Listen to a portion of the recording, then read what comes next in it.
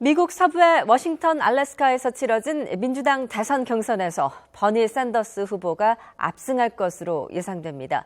미국 공화당의 대선 경선 후보인 도널드 트럼프는 한국의 핵무장 허용 등의 파격적인 내용을 담은 외교 정책 구상을 밝혔습니다. 국제부로 연결하겠습니다. 김지영 기자. 네, 국제부입니다. 네, 민주당 버니 샌더스 후보 워싱턴과 알래스카주에서 만승할 것으로 보인다고요? 네, 현지 시각 26일 미국 서부의 워싱턴과 알래스카, 하와이주에서 민주당 대선 경선이 치러졌는데요. 샌더스 후보가 큰 격차로 힐러리 클린턴 후보에 앞서가고 있습니다. 최대 격전지였던 워싱턴주에서는 현재 79% 개표가 진행된 가운데 샌더스 후보가 72.2%를 득표해 27.7%를 얻은 힐러리 후보와 큰 격차를 보이고 있습니다. 알래스카주에서는 개표가 조금 전 완료됐는데요. 샌더스 후보가 80.7% 득표로 19.3%를 득표한 클린턴 후보의 압승을 거뒀습니다. 하와이주는 아직 개표가 시작되지 않았지만 현지 언론은 샌더스 후보의 승리를 예측하고 있습니다. 경제 이슈를 앞세운 샌더스 후보가 일명 서부 트리오로 불리는 세 개 주에서 승리하면서 경쟁력이 여전히 건재함을 보여주게 됐습니다.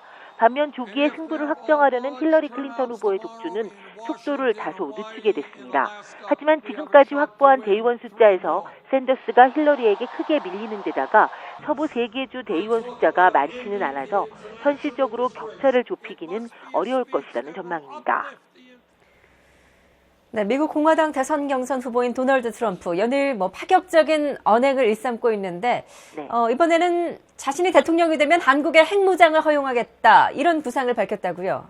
네, 도널드 트럼프는 한국의 핵무장 허용과 사우디아라비아의 원유 수입 금지 등 다소 파격적인 내용을 담은 자신의 외교 정책 구상을 밝혔습니다.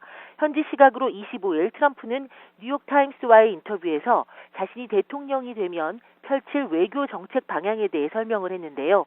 한국과 일본의 독자적인 핵무장에 대해서 열린 태도를 갖고 있다고 밝혔습니다. 이는 그동안 동북아 지역에서 핵무장 확산을 막기 위해 노력해왔던 미국의 노력과는 상반된 발언이어서 주목됩니다.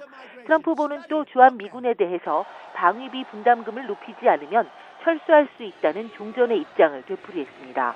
또 중동 문제를 놓고는 원유 수입 금지 조치로 사우디아라비아를 길들이겠다는 의지를 피력했는데요. 사우디 등 아랍 지역의 동맹국들이 이슬람 급진 무장 세력 IS와의 전투에 지상군을 보내거나 상당한 자금을 내놓지 않으면 원유 수입을 금지할 수 있다고 주장했습니다.